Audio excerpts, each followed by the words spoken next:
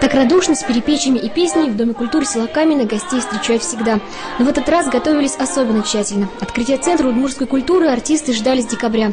Говорят, новый статус для них не важен. Главное, возможности, которых теперь, надеются народники, станет больше.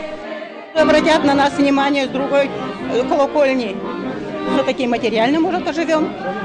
И, конечно, у нас интерес к удмуртской национальности, никогда он не иссякнет. Мы всегда с этой песней. Радость ли, горе ли, мы всегда с ней. Все равно народ пойдет сюда.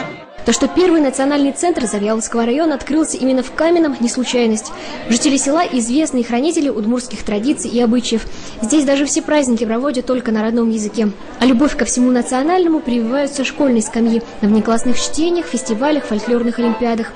С открытием центра под крышей Дома культуры в жизнь воплотят несколько новых проектов. Мы запланировали сейчас удмуртские посиделки для детей. Программу уже подготовили, и это в виде вечерки будет, но все будет на удмуртском языке.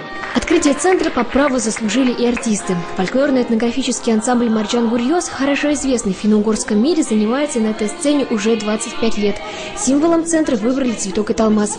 Яна Городилова, Илья Дерендяев, телеканал «Моя Удмуртия». Аж